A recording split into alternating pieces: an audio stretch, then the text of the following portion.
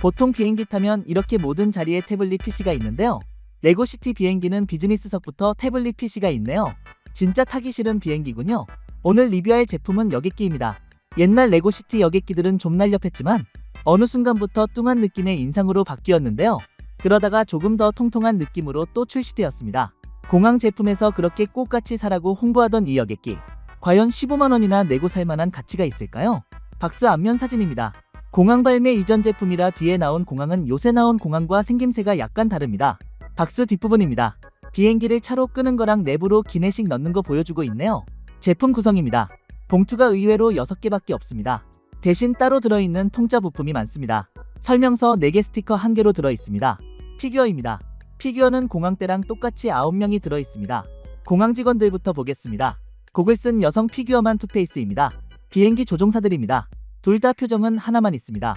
승객 피규어들입니다. 노란머리 여성 피규어와 추리닝 입은 피규어만 투페이스입니다. 추리닝 입은 피규어가 진짜 현실 고증인데 저 리얼 비행기 타면 맨날 저러고 탑니다.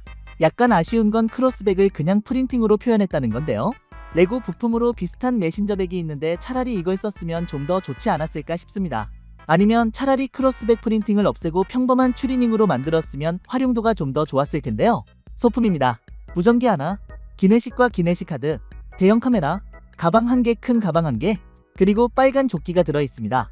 대형 카메라가 재밌는 게 하나 있는데요. 이 대형 렌즈는 사실 냄비 부품입니다. 표현력이 재밌죠? 수화물 운반 트럭입니다. 공항 제품에도 있긴 하지만 이게 더 크기가 큽니다. 수화물뿐 아니라 비행기용 계단과 기내식 운송도 가능합니다. 아쉽게도 이 4개를 모두 같이 이을 수는 없습니다. 운반 트럭 내부에는 꽃갈콘만 2개 있습니다. 뒤에 운반 트레일러를 붙여줘야 짐을 실어 나를 수 있습니다. 공항 때보단 많이 실어 나를 수 있겠네요. 비행기용 계단입니다. 앞부분에는 바퀴가 없기 때문에 비행기 입구에 세우면 이렇게 약간 기울어지게 됩니다. 근데 현실에서도 이렇게 타는 경우가 있긴 하나요? 마지막으로 기내식 운반 트레일러입니다. 화물을 열어보면 안에 커피와 컵만 들어있습니다. 기내식이 좀 부실하네요. 이렇게 화물을 위로 올려서 비행기로 기내식을 전달할 수 있습니다. 승객 수송버스입니다.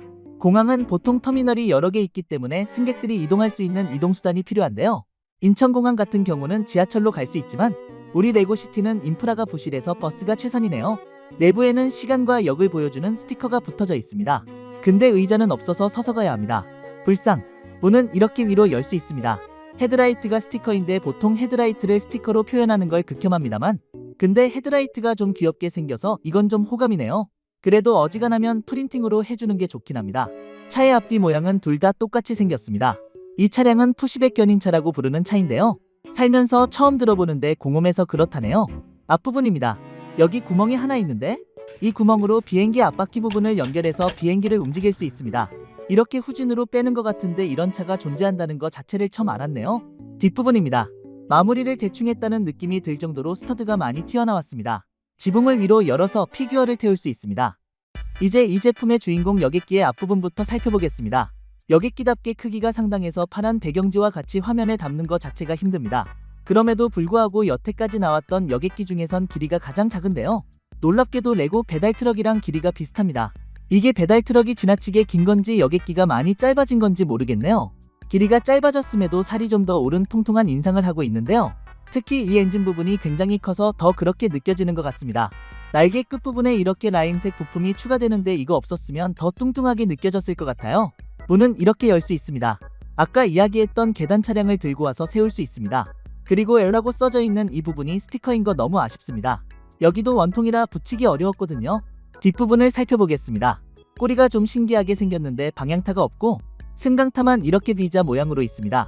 실제로 이렇게 생긴 비행기가 있나 찾아봐도 못 찾겠던데 혹시 아시는 분 있으면 댓글로 알려주세요. 여긴 화물칸입니다. 아까 보여드린 운반 트럭이 들고 다니던 화물과 똑같은 걸 하나 더 만들어서 이렇게 넣습니다. 다 좋긴 하지만 이 부분이 스티커로 마무리될 수밖에 없다는 건 진짜 아쉽습니다. 조금만 삐뚤어져도 굉장히 이상하게 보일 수 있어서 붙이는데 엄청난 집중이 필요합니다. 이런 거 보면 올해 나온 공항의 비행기가 작지만 얼마나 잘 만들었던 건지 다시금 체감이 되네요. 내부는 비행기 뚜껑을 열어서 살펴볼 수 있습니다. 조종칸입니다. 재밌는 게 이 조종 핸들은 사실 스타워즈의 드로이드 몸통 부품입니다. 가운데 이것도 다른 제품에선 도르래로 봤던 것 같은데 말이죠. 다행히 조종화면은 프린팅입니다. 여긴 기내식 보관하는 곳입니다. 열어볼 수 있는데 여기다 넣을 게 콜라랑 컵 말고는 없네요. 승객 좌석입니다. 비즈니스석 4개, 이코노미석 8개로 이루어져 있습니다. 정말 좁은 비행기군요. 현재 비행기가 어딨는지 보여주는 부품이 있는데요. 사실 비행기 타면 의자에 태블릿 PC가 붙어 있어서 이런 거 다 보여줍니다. 다행히 프린팅입니다. 안타깝게도 이코노미석은 이런 게 없어서 이코노미석 승객은 비행 내내 고통받아야 합니다. 화장실입니다.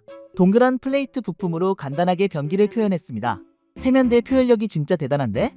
이 동그란 부품을 거꾸로 끼워서 세면대를 표현하고 총 부품으로 수도꼭지를 표현했습니다. 비행기 내부에서 가장 볼만한 부분이었다고 생각합니다. 이렇게 여객기 제품을 모두 살펴봤습니다. 15만원의 가격에 이 정도 구성이면 나쁘진 않다고 생각합니다. 특히 공항, 여객기 둘 다 구성이 너무 좋은데요. 솔직히 이거랑 공항이랑 같이 사도 모듈러보다 싼데 아이들 기준으로는 비싼 아이콘 제품들 사느니 차라리 이런 거 사는 게 갖고 놀기도 좋다고 생각합니다. 비행기 크기는 전작들보다 작아진 것 같지만 사실 그렇게 티도 잘 안 나고 그래도 아직 크기가 큽니다. 옛날이 지나치게 컸던 거지? 전시 공간을 생각해보면 저는 차라리 이게 훨씬 낫습니다. 비행기 크기는 작아진 대신 기존의 공항, 여객기 제품들에서 볼 수 있는 다양한 차량들이 생긴 것도 좋았습니다. 사실 엄청 이쁘다 이런 건 아닌데 공항 디오라마 같은 거 해서 가지고 놀기에는 차라리 이게 훨씬 낫죠. 디자인은 제 기준으론 호감이었으나 이 뒷부분의 V자 모양 승강타는 이상했습니다. 좀뚱한 인상이라는 점과 승강타 때문에 디자인이 호불호 갈리지 않을까 싶어요. 또 아쉬운 점은 스티커가 많다는 건데 단순히 많은 게 문제가 아니라 약간 붙이는 게 어렵다는 점이었습니다. 이 부분은 원통형이라 잘못 붙일 뻔한 상황이 많았고요. 여기 화물칸 부분 스티커도 조금만 잘못 붙이면 이상하게 보여질 것 같아서 집중해서 붙여야 합니다. 다행스럽게도 올해부터는 이런 정도는 어지간하면 프린팅 해주니까 다음에는 이런 걱정 안 해도 되길 바랍니다. 오늘 리뷰는 여기까지입니다. 푸바.